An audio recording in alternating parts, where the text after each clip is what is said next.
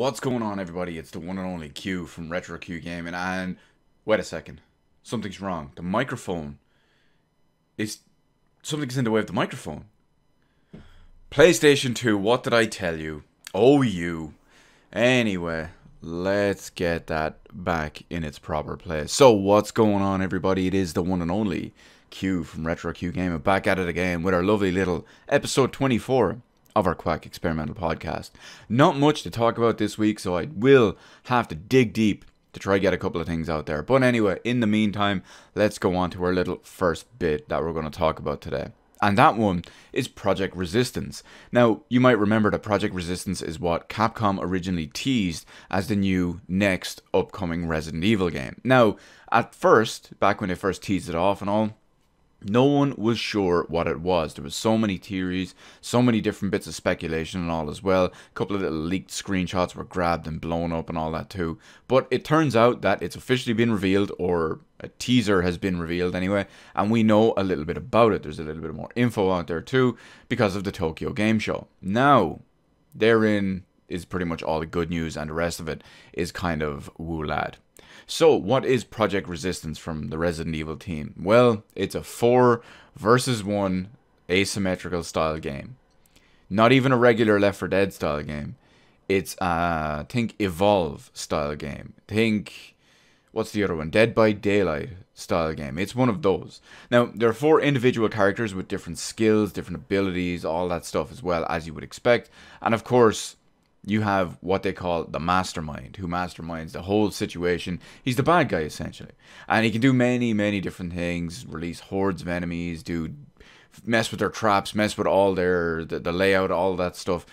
The usual kind of fare you'd expect in an Evolve 4 versus 1 asymmetrical style game. If it was a regular 4 Left 4 Dead style game, it would take the role of the director. Now, the director, of course, is a computer-generated AI version, but the mastermind, in this case, will be a player, and they'll have the option to do a bunch of that stuff. They can do all, like I said, all that different type of things, too, including they can actively take control of the T-103, the Tyrant, as many people incorrectly call him by his unofficial name, Mr. X. Yeah, it's T-103, and you can take control of him directly. Now, of course, we do know it's coming to PS4, Xbox One, and PC, because, well, there's other platforms that it won't run on. But what is this game? This is Project Resistance. No one wanted this. And this is going to go the way of Operation Raccoon City and Umbrella Corps. Now, I played Operation Raccoon City. It was absolute shit game, absolute shite game. Try to put the 2 words together, comes out wrong. Just, let me give you a comparison. Resident Evil 6 is currently the worst game I have ever played. Before Resident Evil 6, the worst game I had ever played was Operation Raccoon City. That says it all right there. Now, I will say that I managed to go back and play Raccoon City once or twice extra. When I first bought it, I went through and I played the entire game, or as much of it as I could, and I absolutely hated it. I despised it. Now, I managed to go back and play it multiplayer with a bunch of friends. It was salvageable in that regard. I've always used that as the great example. Resident Evil Operation Raccoon City was one of the worst games I'd ever played. It was salvageable in multiplayer. Resident Evil 6, my current worst game I've ever played, was not salvageable in multiplayer. I could not stomach that game in co-op with a friend. Just could not do it. Anyway, back to the point. This is going to go the way of Resident Evil Survivor, of Resident Evil Survivor Code Veronica, of Resident Evil Dead Aim, and just, it could have been so much more. They could have remastered Outbreak and Outbreak File 2. They could have made it Outbreak File 3. But no, they didn't. They're doing this. And Umbrella Corps 2.0, this is you. Raccoon City 2.0, this is you. Feels bad, man. Hopefully, they still work away, get cracking on whatever they're doing with remaking Resident Evil 3 or Code Veronica or whatever it is they do that we actually want and will do absolutely amazing. But next up, we got another different type of flaming piece of shit trash pile. This one's more of a radioactive piece of shit trash pile. You'll see why now in a second. Because we're talking about Fallout 76. You know that game that's totally not pay to win, that has microtransactions, but it really is totally pay to win? Yeah, that one. So originally, they said that all the items in the cash shop, which you buy with atoms, which you can earn with in-game money, or you can buy with real-world money. I hate having to say that about games. It drags me down to such a point where we have to say that about games. How far we've fallen. How far we have fallen. But anyway, originally they said that no item in there will ever give any advantage to any player. It will only be cosmetic. Of course, that was quickly thrown out the window when they added repair kits, when they added scrap kits, and now, because they've tried saying that those two items don't give an advantage, well, let's just fast forward until the two new items that we're looking at here now. Now, there are two new items, one of which is a €5 or $5, whatever way you want to look at it, robot. And this robot will go out and automatically collect scrap for you. Now, apparently the rate it collects scrap is minuscule and minor. But over time, it all adds up.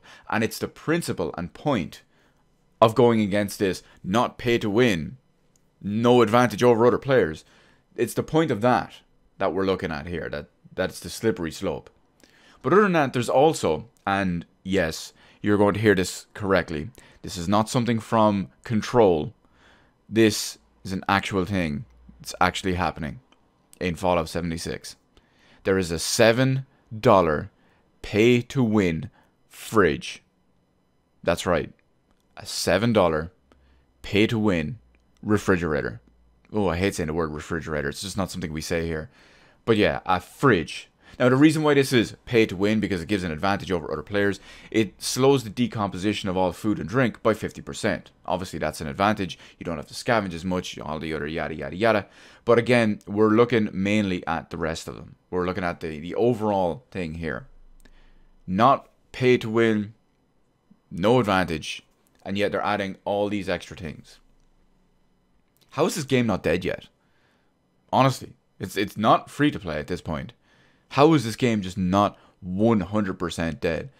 And there's two other little topics I want to throw in with this part as well.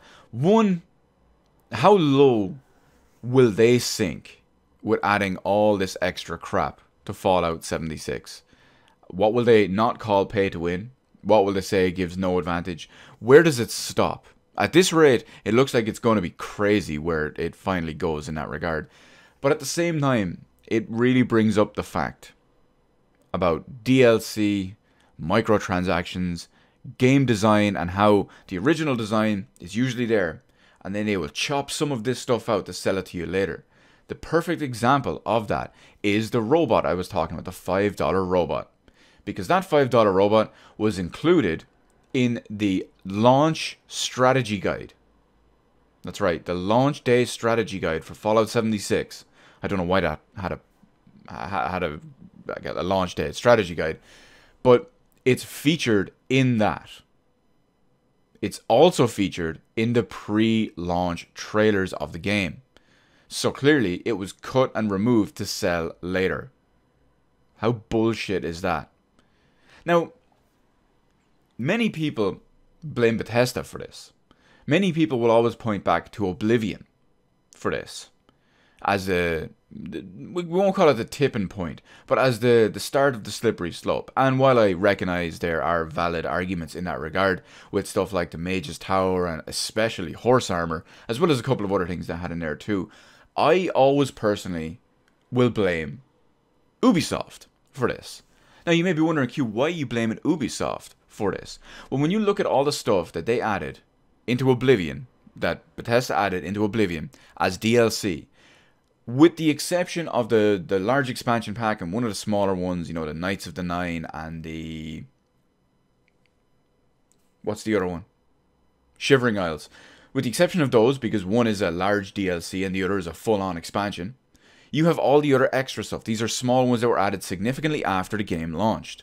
So maybe they finished the game, they were patching the game, and then they started work on the DLC. It's all relatively small DLC and minor stuff, so it makes sense that they could do a turnaround fairly quickly. Of course, I don't 100% know that that's the case, and I could be wrong in that regard, and, well, it could all be Bethesda's fault.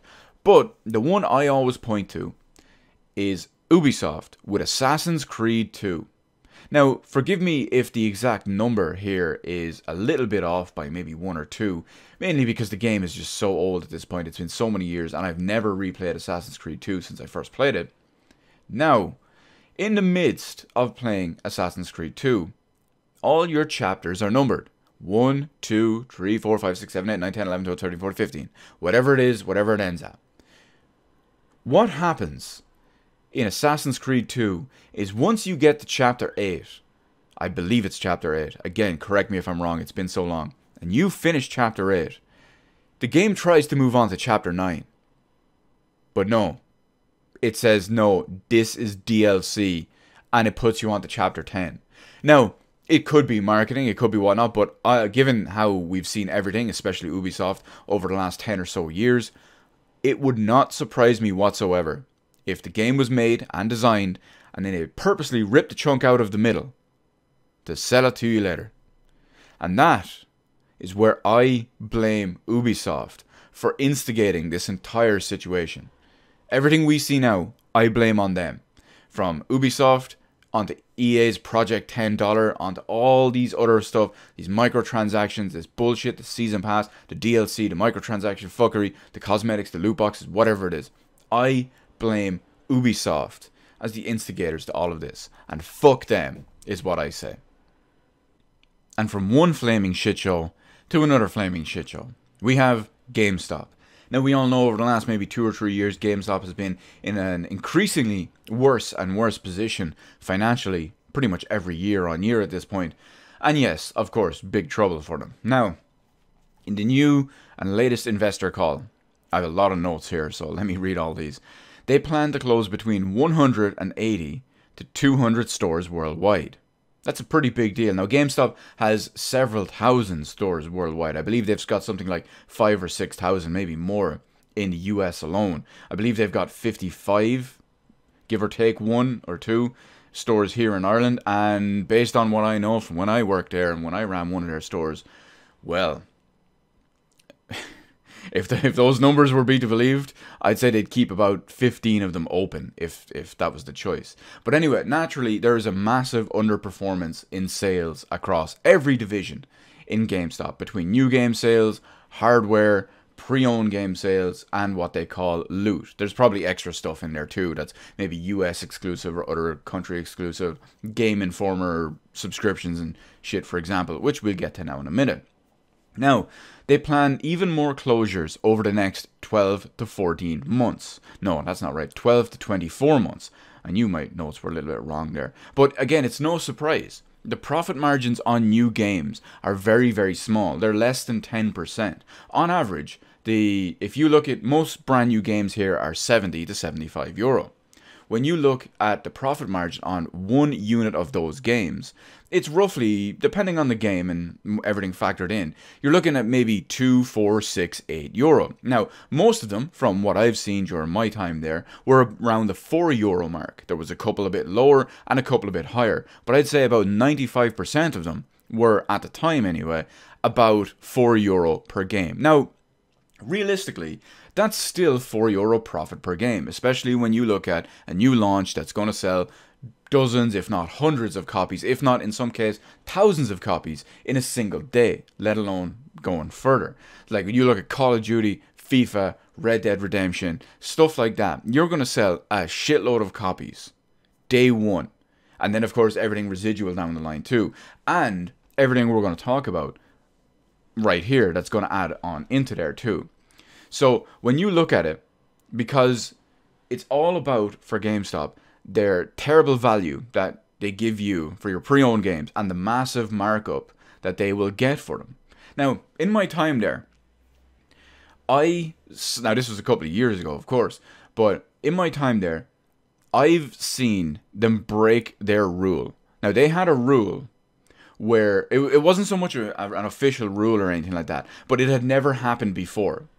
When Fallout 4 came out, it was the only game that was ever sold at the same price as a brand new game.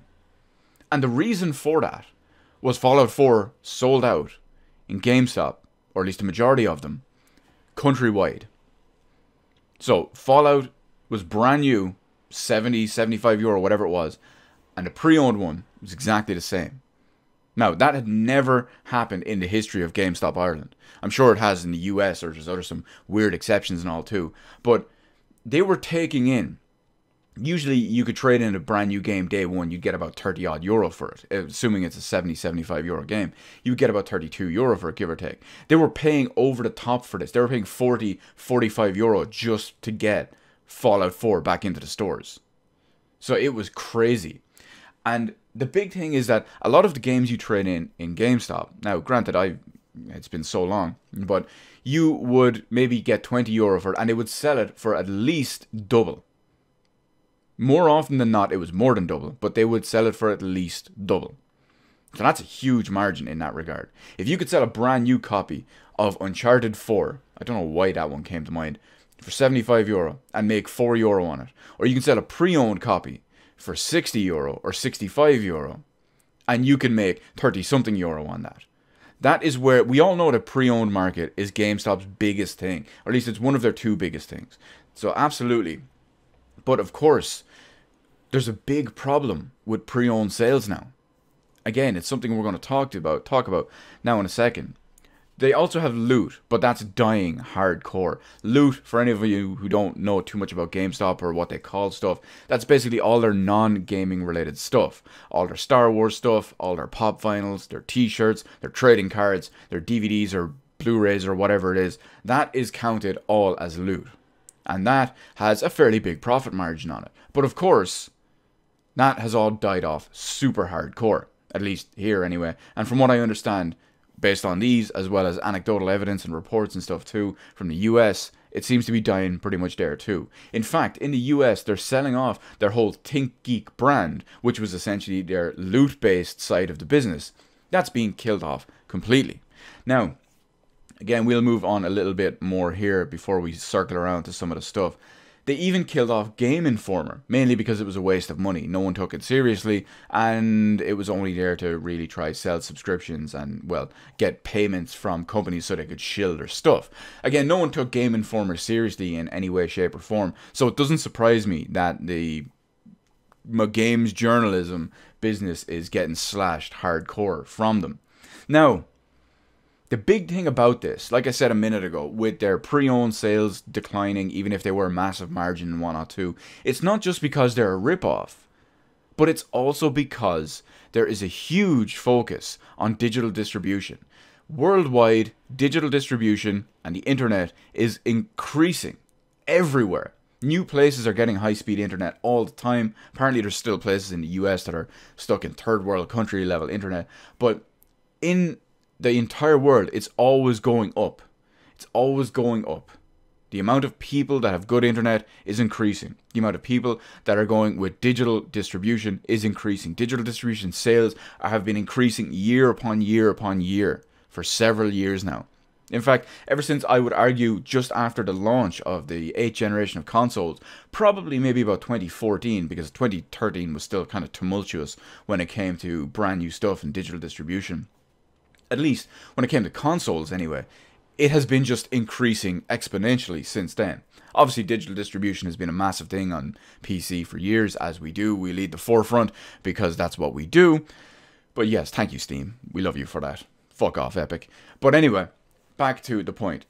Digital distribution is killing these pre-owned games. These games have massive sales a lot of the time, and to be honest, you're just better off buying a digital, well, for your average consumer who doesn't care about collecting or doesn't care about having a physical media or preservation or if it will be available years down the line or whatever. Your average person just wants to click a button, download a game, play it with no disc. It's much easier and convenient for many, many people, and that is clearly reflecting in GameStop's lack of sales for both new games and pre-owned games. When you look at it, you can get a lot of their pre-owned games might be 30, 40, 50 euro. They could be 1, 2, 3, 4 years old. You could pick those games up on a sale, dirt cheap. Stuff like that frequently goes on sale on PlayStation Network, on the, what do they call it, the Switch store, the Xbox, Steam, and they go for peanuts a lot of the time. Frequently, peanuts. So people will always go for that. or at least the majority of the time. Hell, I know even I do, and I'm a physical media guy, and I have tons of digital games. In fact, half the time I'm so lazy, I have tons of digital versions of games I have physical versions of, because I'm just so lazy to get the discs and whatnot too. But anyway, I'm getting off topic. Back to here anyway.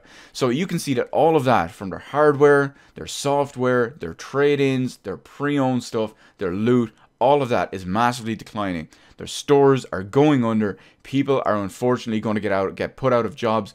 Anyone who is at store level employees, be it regular staff, if you have, I don't know, assistant managers, store managers, whatever, I feel bad for them, because they're the people who are affected by these bullshit decisions by the higher ups, the people who are actually the fault and the problem, the middle management and higher management. These are the people who are creating the issues.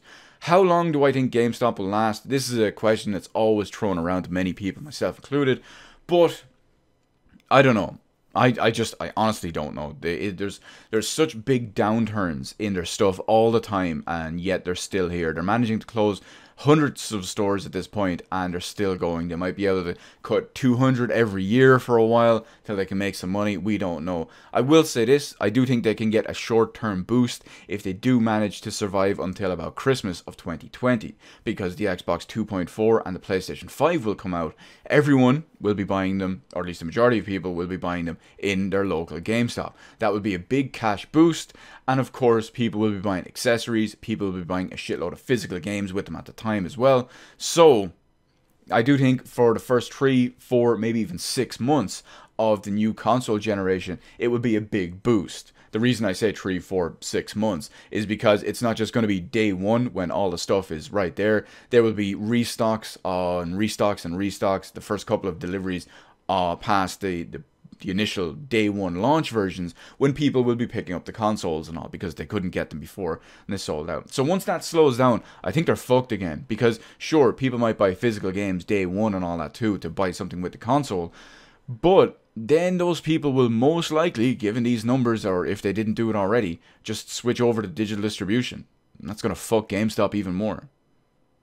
But on to some hopefully not depressing news, and hopefully relatively positive news. We've got some Final Fantasy VII Remake info out of the Tokyo Game Show. Now, I'm not going to talk about the entire presentation, all the gameplay footage, both cut and uncut that they showed off. No, there's one specific thing I want to talk about, and that is some of the gameplay. And specifically, that is the fact that they're adding a classic mode to the game. Now, what they mean by classic mode is, well, it essentially makes the game turn-based like the original, to a degree. Now, it's probably because there's so many people, myself included, justifiably worried about the combat, since it's very Final Fantasy 15-esque, which was absolutely fucking awful combat completely. But anyway,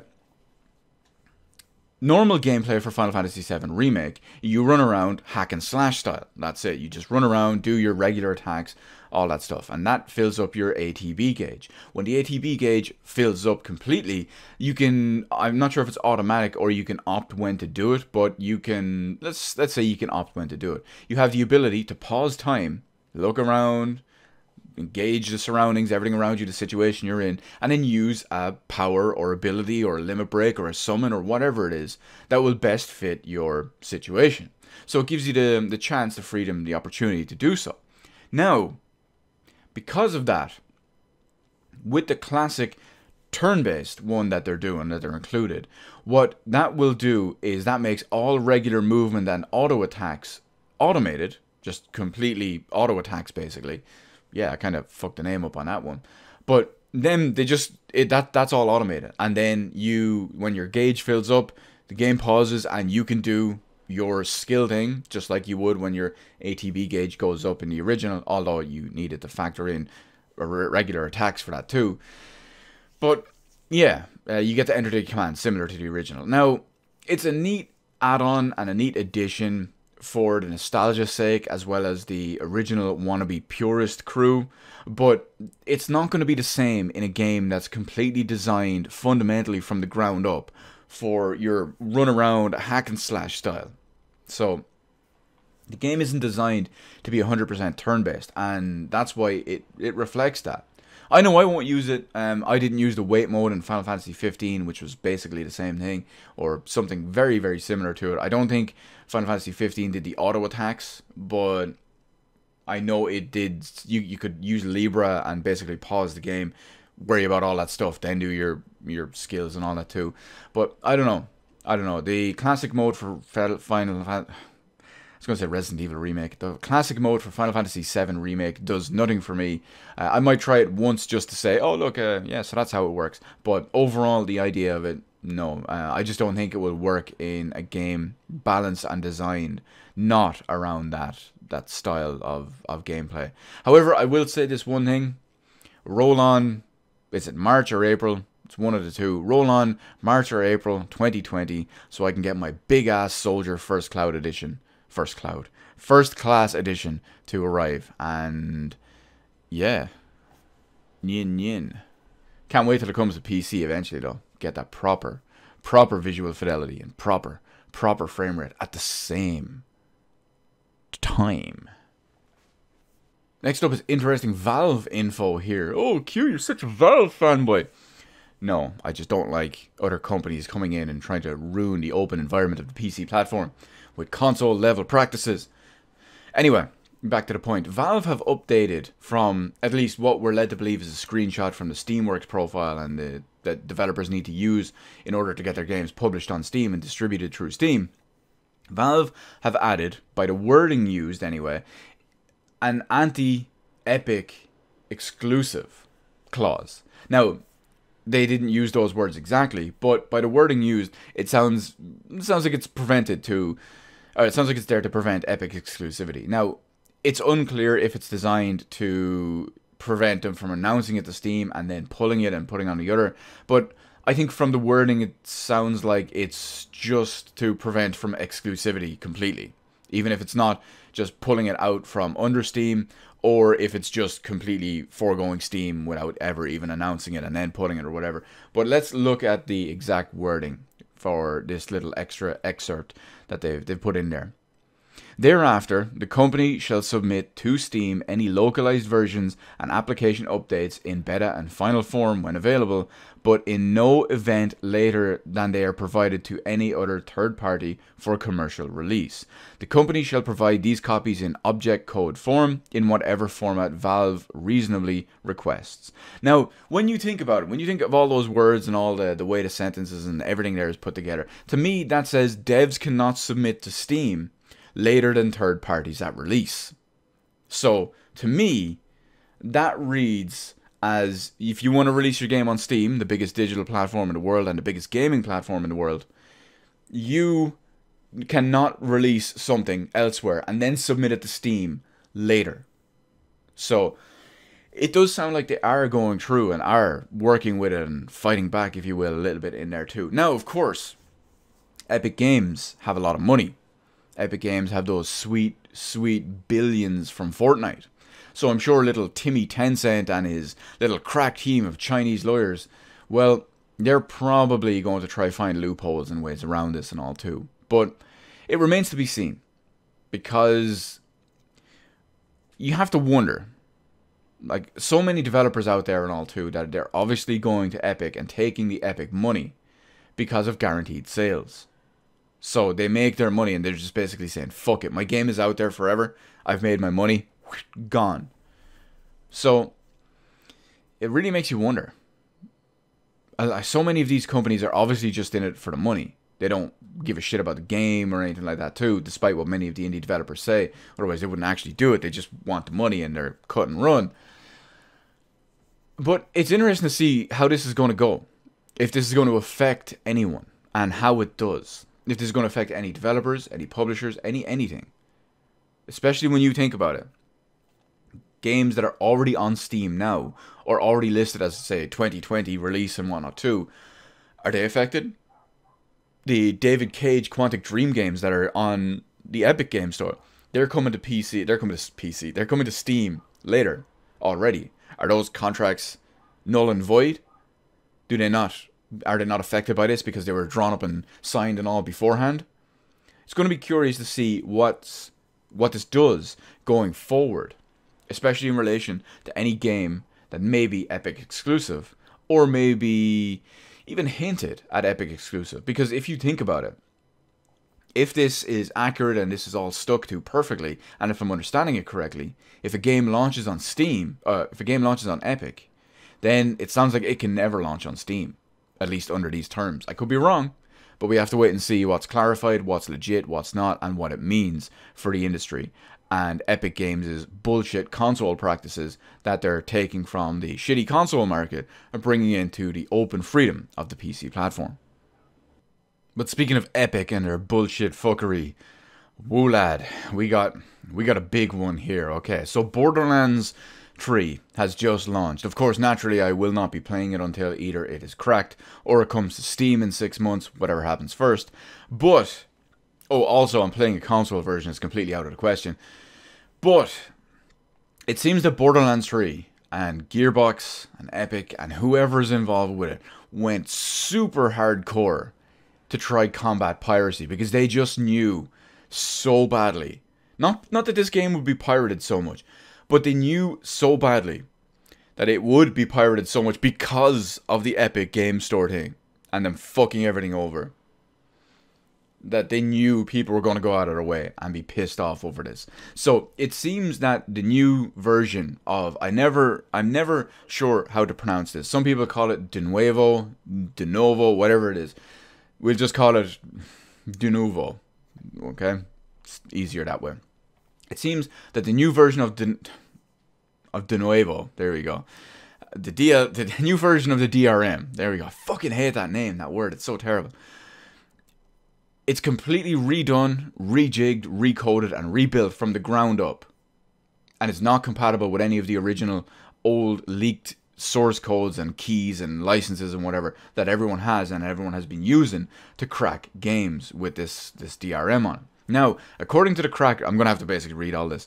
According to the crackers, it's basically a virtual machine running inside. But each time you boot the game up, it creates a new key and a JIT. I don't know what a JIT is, so feel free to let me know in the comment section if you do know. And it also forces a behind-the-scenes 10-second 2 MB upload limit. That's key, because that essentially makes it an always online game against your will, or at least without telling you. The problem with this is that it even functions outside of the game just by being installed. It can lock up keyboard inputs, programs, other games, and even the mouse movement and mouse usage. Even while not only Borderlands is not being played, but also while the Epic Game Store isn't even open. So, it seems that I can leave the other next little bit for a second anyway too. So, that's crazy to me. Does anyone else understand that? They essentially have, I won't say control, they essentially have DRM placed on your entire computer that's running the entire time to check for specific user inputs, to make sure that nothing from your mouse, your keyboard, any other software or any other physical hardware device is running. They're checking it every 10 seconds to make sure you're not doing that, to try fuck with their installed game and their DRM protecting it. That is insane. That's absolutely insane to me. Now, in regards to the de nuevo, the DRM, the de novo, whatever it is, it seems that the exe, the executable file, is the only file encrypted this time. Usually what can happen is all the game files are encrypted and they're unencrypted as you use them on the fly after you boot the game up. But it seems that this time, because of how this one works, that only the executable file is heavily encrypted. It's suspected to be bloated to 10 times the size of what the non-DRM file size would be. Typically, these are only between maybe 4, 5, and 6 times the size. I want to say I don't... This isn't a huge problem in the sense of the file size. Because when you think about it, a file size that's inflated 10 times over what it is maybe, let's just say it's 2 gigabyte. Now, 2 gigabyte in the grand scheme of things isn't a problem, because we have obviously computers and solid state drives into terabytes at this point. But it's the principle of bloating it up because of all this bullshit. But anyway, let's get back to it. So what does this mean for you and myself and anyone, well, I shouldn't say myself. What does this mean for anyone who installs an officially purchased copy of Borderlands 3 through the Epic Game Store? Well, it's basically a keylogger. It's basically keylogging spyware. Because remember, even when Borderlands 3 isn't running, and even when the Epic Game Store is closed, it is still checking the input from everything on your computer. From your keyboard, your mouse, any other human input device you have, or any other piece of software or hardware you have. It's checking all of that every 10 seconds. And if that 2 megabyte upload thing is messed with at all in any time, in any way, shape, and form, it will boot you offline because it says tampering. Tampering. It recognizes everything as tampering. And it will boot you offline. That's insanity to me. Now, like I said, this can have massive problems on your computer, even outside of Borderlands and the Epic Games Store. The big thing about this is, depending on how this goes down and what's uncovered about it, this could potentially be highly illegal. Because keylogging software, because they're using this even outside of the game itself and of the Epic Game Store, this could be massively a problem. Because many places in the world, keylogging software is completely illegal. So, imagine that. Imagine Timmy Tencent and his little Chinese crew. Imagine they were found to be gathering all that data, monitoring everything on your computer, all your inputs, your hardware, all your software, everything. But anyway, despite this whole situation, I will, of course, be holding out for Borderlands 3 to be cracked, and then I will be playing it on PC, or I'll be playing it on Steam, whichever comes first. Of course, the crack will most likely come first. But anyway, I think there's one thing we can all agree on in this entire situation between Epic Game Store, the exclusivity bullshit, the Borderlands 3 being pulled from Steam essentially. Well, I shouldn't say pulled, but moving away from Steam with an exclusivity deal, which is funnily only 6 months because obviously every other game is a year. But there's one thing we can all unanimously agree on, especially with all this DRM fuckery and everything. Fuck you, Randy fucking Pitchford. But now, let's take a second to move away from all of that stuff. We're going to move on to some completely unscripted stuff that we have here. The only two little bits I have here are, I won't even call them notes, but they're just little topics, if you will. Because I just wanted to put them in to remember to talk about them. And for this one, I have listed as unsuitable hardware / frame rates / end of generation software. Now, what do I mean by that? Well, naturally, everyone knows I am always a big proponent of 60 frames per second as the bare minimum, as the standard. This is a standard that has been in gaming for 30 years at this point. Your NES games, your SNES games, your Mega Drive games, everything since then, except maybe N64 games, they have been designed to run at 60 frames per second. That's why in the US back in the day, consoles, hardware, TVs, everything was 60 hertz. Here in Europe, even back then, we were running at 50 hertz, and we wanted the faster gameplay. Even back then, as a kid, I knew that, because it's obvious when you play it. It was so apparent in every way, shape, and form. Europe wanted 60 frames per second. We wanted 60 hertz.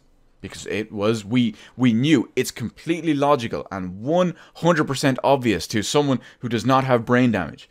It is faster and more responsive than less frames per second, than 30 or 50 in our case. Now, this brings up a couple of age-old questions.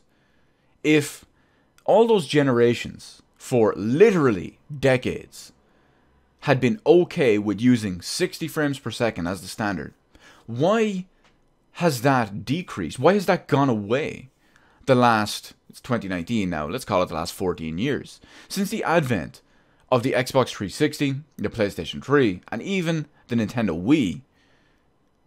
This standard has just been shit all over by the mainstream media, by gaming companies, by developers, by publishers. It's been absolutely shit all over, and so many people out there are blindly parroting it and have accepted it at this point.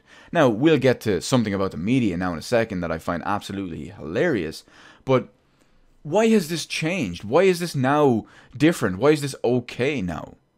You don't want a better product? You're okay with accepting shit and terribly designed shit because of terribly designed software and terribly designed hardware?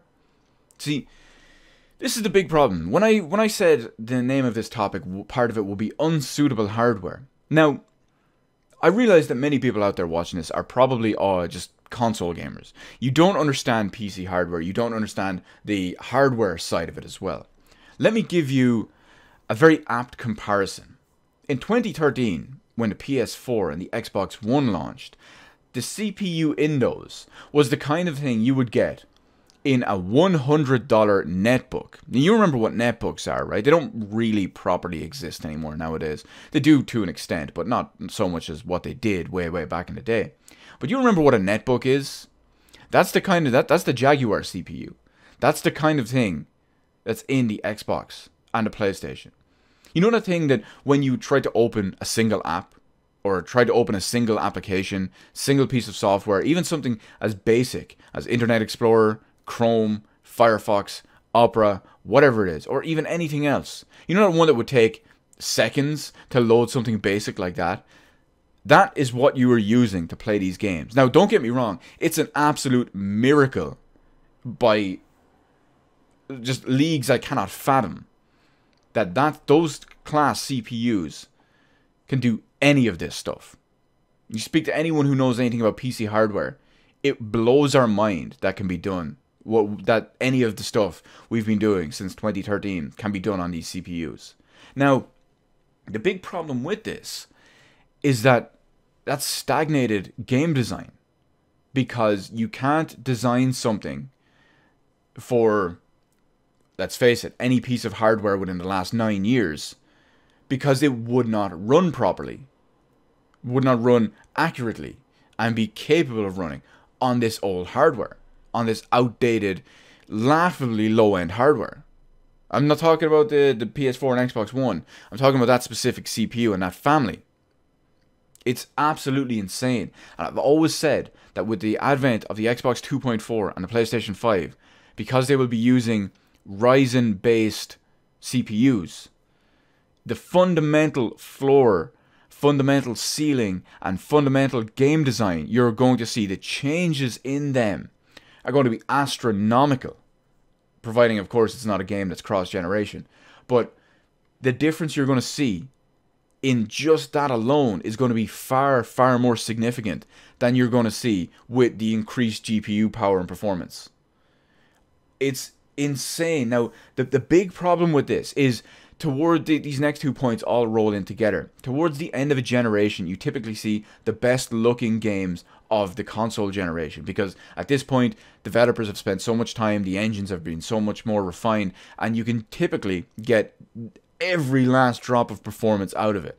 Back in the PS3, many people say that The Last of Us is a great example of this. Personally, I disagree. It was a decent looking PS3 game, but it was by no means, absolutely no means, a good looking game in 2013. Now, that's of course because it's designed with 2005/2006 hardware in mind. I suppose in that regard, you can say, yes, it looks great for a 2005 era hardware game, but that's nothing to praise. Absolutely not. Now, the big problem with this is when you look at all the games that are going to come out at the end of this generation. Let's use some of the more recent notable examples. Control is a good one to use here. Control on PC, if you've got a decent PC, as you should, it looks great. It runs fantastically, and all this new technology that we have been afforded, like DLSS and RTX ray tracing and whatnot, all of this is fantastic. All of this is designed for modern stuff. Game's not great, but the point is, it's all there. Even the base version of that, you strip that stuff away, it's fundamentally designed beyond what these old pieces of hardware are realistically, relatively capable of. And that's evidenced in the performance of Control. On Xbox One and PS4, Control can drop into single digits of frame rate during combat. Towards the latter half of the game, when it becomes more open and expanded and everything is there, and it gets tough to explain. But the game just struggles to maintain a frame rate just running around. It's choppy, it's juddery, it's lurching back and forth, up and down. Why is this okay? Why do you need such harsh and crazy examples just to say, oh, well, maybe now frame rate's a bit of an issue? But again, this goes to show outdated, unsuitable hardware. Now, I'm not saying we can change consoles and change hardware every 2 years, but I just want people to realize this and see where we're coming from. These games are living, sitting, demonstrable examples. It's right there in front of you. Another example of this is Borderlands 3. From what I understand, on consoles, Borderlands 3 can be a bit of a mess. Mainly because when you look at the base PS4 and base Xbox One versions, they have a 30 FPS limit. Or at least they can only hope to run anywhere near 30 FPS, but they're a complete disaster and an absolute mess. Now, there's a performance mode as well as a resolution mode if you have a PS4 Pro or an Xbox One X. So naturally, you would obviously pick the performance mode, and you would be playing at a frame rate that, while it would not maintain 60, it would be in around there. I'm not going to advocate that, but I'm definitely going to advocate it over a 30 FPS piece of shit game. But anyway, some big examples of, let's call them issues and problems when you look at the likes of Borderlands 3. Now, this is twofold. There's two parties to blame here. One is the hardware. The hardware is just completely unsuitable for running a modern game. It's completely outdated, and it is absolutely 100% shockingly bad, as evidenced by the performance and just everything to do, the performance, the look, the visuals, everything with the game. Now, at the same time, you have the likes of Borderlands 3, just like we mentioned. This is a game that runs like a mess. It has a couch co-op mode, which I don't know what they were attempting to do by including that, because the game runs, and from what I understand, is completely unplayably bad in that regard. It's so bad to the point where if you pause the game and go into menus on one screen, the game basically locks up and lurches to 1 frame per second every whatever. Come out of the menu, game locks up for a few seconds. You go back to control, you purify control point, the game locks up for several seconds. Apparently this is fixed or shortened and whatnot, or made a little bit better, but it's just completely unacceptable. Now, in the case of Control, I won't hold that against them. The Control seems very decent in that regard, especially when you're playing on PC. But from what I understand, with Borderlands 3, no matter what you're playing on, even high-end PC hardware, the game is optimized and coded like shit. Now, I would 100% believe that, not just because I want to piss off Randy Pitchford and not just because I want to shit all over the game, but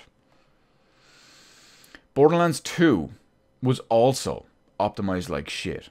Now, they are on technically slightly different engines. Borderlands 2 was on Unreal Engine 3. Borderlands 3 is on Unreal Engine 4. Now, here is why I blame Gearbox for about 50% of this. Obviously, some of the hardware is obviously the problem too, but why I mainly blame Gearbox is you look at games like Gears of War 4, more recently, Gears 5. There's a bunch of other games out there that run on Unreal Engine 4. Many of them extremely visually impressive games, as well as incredibly, amazingly optimized games and experiences.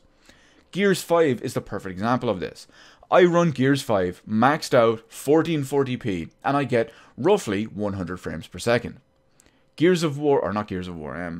Borderlands 3, from what I understand based on benchmarks and stuff like that, using my GPU as well as relatively same CPU and RAM configuration, blah blah blah, yada yada yada, SSDs, whatnot, it seems that at 1440p ultra settings or even high settings, I would not be able to well, I don't know about high, I can't really remember those ones, but at ultra settings, I would not be able to maintain 60 FPS for a much simpler looking game. You see, there's a problem here. Again, same deal with Borderlands 2. It's a very, very wildly unoptimized game. I could be playing that on a beast mode PC 7 years later, and I will get 120 FPS one second, then the next time I'll drop to 67. And then right back up to 113. It's just a mess. It's just an absolute mess. And this goes, you know, we're going right off the fly here as well. There's two more things I want to bring up here. One of them I was planning on bringing. One of them is just completely off the fly right here, right now. Sponsored games need to end. Now, I'm not saying it's just because, oh, AMD sponsored Borderlands, and that's why we don't have this, that, and the other. That's partially actually why. This stuff needs to stop. Now, the main reason I say that is people will cry foul of AMD sabotaging Nvidia, of Nvidia sabotaging AMD. I'm not here to talk about that today. I'm not looking at if the alleged GameWorks stuff purposely is spaghetti coated and held away from AMD to let them just flounder around with it and just fuck around and end up getting a crappy experience. No. We're not looking at that. We're not looking at AMD allegedly doing the same thing, coding it in specific ways that they know Nvidia can't do, even if they do leave it a little bit open. No. We're not looking at that stuff, because any of that stuff put aside, if that was to not fuck with your game, if I was to get better performance with my with my Intel and Nvidia hardware in an AMD sponsored game, or the other way around, vice versa, and not only that, but it cuts away features from potential gamers, mainly because you look at the current setup of PC hardware, when it comes to GPUs at least anyway. Granted, with the when CPUs, that the Intel stuff and the Ryzen 3rd generation stuff are very, very similar, that can basically be put aside because you're essentially getting almost the exact same stuff. Now, in GPUs, that's not the case. AMD still can't come close. No matter what they do to close the gap and how close they get to maybe the second or third or fourth tier of GPU or whatever, there's still so many features that they're lacking. And by sponsoring a game, they're denying everyone else that. I'm not going to go out and buy an XT 5700 just to play Borderlands 3. No, absolutely not. I would lose so many features in not only that game, but so many features on my regular desktop as well as every other game. It's absolutely insane. I think no companies should sponsor games. Nvidia should not sponsor games. They should make GameWorks available to these developers and not lock out AMD. Now, they can lock out AMD of using these features, but it should be done in a way that doesn't impact, or potentially at least anyway, impact their performance. If you have an AMD card, oh well, okay, it'll run exactly the same as it would, just without those features. See what I mean here? This is a problem. I don't want to have to worrying if my next GPU, when I buy it, a nice RTX 3080 Ti, I don't want to have to worry about Borderlands 4 not being able to use ray tracing, digital learning deep learning super sampling, or fucking Nvidia bollocks hair work. Whatever it is I need to do, I don't want to have to worry about that because some other company partnered with some other company that fucks me and other gamers over. Conversely, same way as well. I don't want to have to worry about a company I'm supporting that even if I am getting this stuff, that it fucks other people over. I just want the market to be okay and open in that regard. So, I just think it's bullshit in that way. Now, the other little point that I did want to talk about, that I do have the intention of talking about, and we're going to talk about right now, is games journalism. You know those bloggers that pretend to be real journalists? Basically every single one of them. Any article, they're just massive fucking hypocrites. YouTubers as well, they are just massive fucking hypocrites. I think the games journalists, the bloggers, are the much, much worse ones when it comes to this specific example and topic we're going to talk about. But, frame rate. You can go to a game developer, not a game developer, a game blogger, and you can read all their articles. And because they're primarily talking about console games a lot of the time, they will say the same thing. They will parrot that line that they've been fed. Maybe they even believe. Maybe that they even think is true at this point.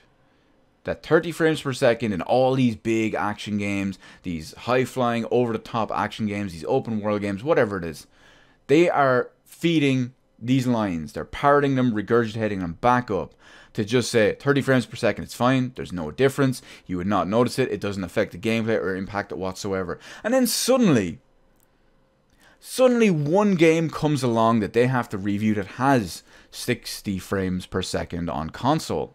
And suddenly it's the best thing since sliced bread. The game would be completely ruined and it would be an unbearable, inexplicable, unplayable experience without it. It feels so much more smooth despite every single one of their 30 frames per second reviews saying that it is not unsmooth. Unsmooth, is that a word? No.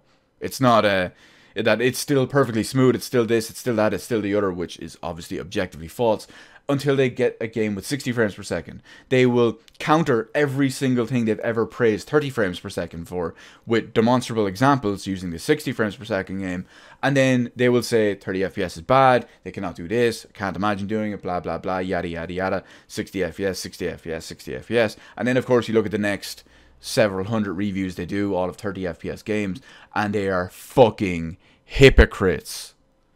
Absolute fucking hypocrites. Every single game should be designed with 60 frames per second in mind. It's ridiculous. We live in 2019. It's a standard for 30 years now. It's a failure if your game does not run at that frame rate. The reason why it's a failure is because you've designed it poorly. You have not worked within the proper limitations to give the people the proper experience, to prioritize the proper things.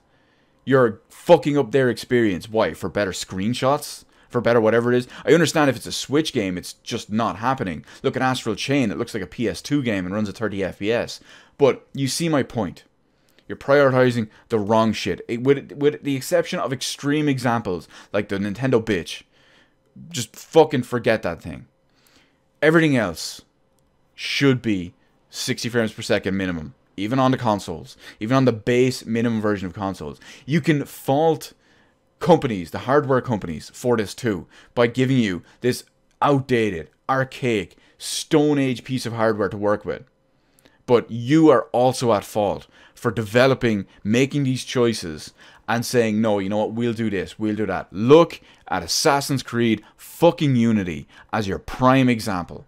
Several years later, you still haven't learned. Going into the next generation, I have expressed this, whatever we call it, this disheartenment, this worry, this fucking being afraid of it for years at this point. And it's 99.99999% that this is going to be 100% justified fear going forward.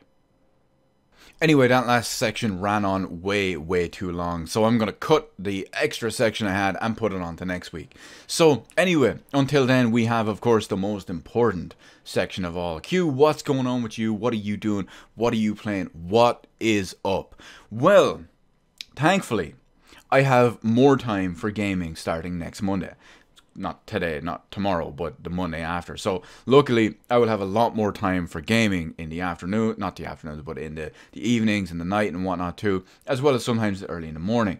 So that's going to be nice and promising, because the last month and a half have been hell for gaming. It's just so little time. But thankfully, it's all coming back. Now, I just got back earlier today from Turtwig Community Day in Pokemon Go. Got 4 shinies. That was pretty good, including a really good one that I got from a raid. But other than that, yeah, it's been pretty good in that regard. Got a crap load of Stardust, which is good stuff, because I needed to trade a shiny for another shiny to a best friend. And yeah, we're good to go. I finished Yakuza Kiwami, thankfully. I say thankfully not because it was dragging out or anything, but because it's a good game and I can't wait to move on forward going with the rest of the series and whatnot too. Of course, I have always said that Yakuza Kiwami 2 will be a little bit further down the line. I want to take a break between Yakuza games so I don't kind of get burned out on them. And I want to put in a couple of other things, some big and important ones in there too, and just some small refreshers, palate cleansers, that kind of thing. And one of those is Gears of War 5, or Gears 5. Because they don't call it Gears of War 5 anymore. But yeah, Gears 5. I finished the story mode. I will eventually be going back to do a normal, another version of the story mode. I will be playing on the highest difficulty to get the achievements for those, as well as do all the side quests, as well as do all the collectibles and all that stuff too. Bang out as many achievements as possible in there too. And of course, I'll be running on some Horde mode now and again as well. I don't know how I feel about Horde mode just yet. It's certainly less enjoyable than Gears of War 4 Horde mode. It just seems much smaller and more restrictive, especially with the shitty hero-based system. Speaking of which, their UI in Horde mode is absolutely terrible. The UI in the lobby, the menu layout, all of that stuff is absolutely diabolical. Microsoft Coalition, you need to fire whoever did that, whoever designed that, and then just get someone in new and redesign it to be more like Gears of War 4. I don't want to have to go through several different menus just to change character in a lobby, to come back out and not be able to see in the meantime who else is using whatever. Because then I can change character and oh look, maybe someone else was using that character. Maybe in the meantime someone else changed as well. It's simple. You hover over the character, press 1 or 2 buttons to cycle between them. It's that fucking easy. Or just put the window in so that when I'm changing character the full way, I can see it. It's fucking ridiculous. It's absolutely terrible. One of the worst designed UI things I've ever seen in... I can't even remember. It's just that extremely poorly bad and poorly made in that regard. But anyway, yeah, Horde, if I can stomach the Xbox window lickers, because Jesus, they're so bad, just like Gears of War 4. It's absolutely awful. They drive me absolutely mental. But anyway, I'm going, like I said, I'm going to work in a few small games to kind of unwind and come down a little bit from big games like Yakuza Kiwami and all that too. Link's Awakening is out next week. It's out, well, it's actually out this coming Friday. I'll be getting the collector's edition or the limited edition, whatever it's called, the one with the big NES thing, or no, the big Game Boy thing. And I will be putting that on hold for maybe a week or two, or we'll see how it goes, because I do want the limited one, but it will be on hold. I love Link's Awakening DX. It was one of my first 2 Game Boy Color games that I got on day 1 with my Game Boy Color, that and Harvest Moon. So I love it. It's a great game and it has a special place in my heart, but that fucking art style, I don't know how I feel about it. I can't hate it. But it's so hard to stomach. I look at it and I just think, I don't know, this is 50-50. This could go either way at any point in time. But on top of that, the only other one I will mention is Final Fantasy VIII Remastered. I know it's supposedly not the best port, and I do have the other previously existing Steam port, hell, as well as PS1 versions of the game. But no, I think I'm just going to play the Final Fantasy VIII Remastered version, and that's going to be my next big game. So I think that is my next big game between Yakuza Kiwami and Yakuza Kiwami 2. So that'll be the big one. And yeah, we'll see how it goes. That's going to be... I've never finished it. Got right to the end because of the nature of the last dungeon and all as well. I got myself in an unwinnable situation. So I kind of fucked myself on that one. But in the meantime, I'm going to commit to doing this. I'm going to do my best to try finish it. Not because it's a hard game or anything, but just because Final Fantasy VIII is so unenjoyable in so many different ways. But I'm going in with an open mind. I want to play it. I want to try and enjoy it as much as possible. And I want to finish it. We'll see how it goes. But until then... Oh, and also, it just popped into my mind earlier today again that I may bring out Pokemon Black again. Because I kind of want to... See, it's a bit late in the year because Pokemon Gen 8 or Gen 9, Sword and Shield, are out in about 2 months. I don't want to get into a point where I'm just doing this with a Pokemon game this close to it. I want extra ample time to relax between them, refresh it all out, get it all out of my system, and then go back into it. But I would also like to complete one mainline entry of every generation of Pokemon at some point. The only one I'm missing right now is Gen 5.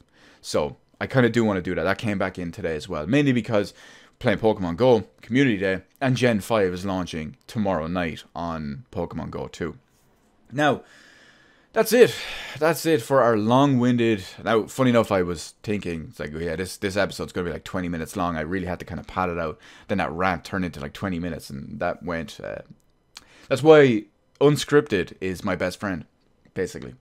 But yeah, we'll see how it goes anyway. That is it for episode 24 of our lovely little Quack Experimental Podcast. I want to thank everyone for joining me, shooting shit as always, and putting up with me for all of this. If you have any thoughts or opinions on anything we talked about in the podcast episode here today, feel free to leave it in the comments section below. While you're at it, why not head on over, hit the appropriate button to let me know how I did on the video, and hit the subscribe button and even ring the little notification bell. While you're at it, feel free to leave in the comments section as well as maybe slide into the open DMs on Twitter about any interesting little topics you may or may not want to hear about on one of these beautiful little episodes.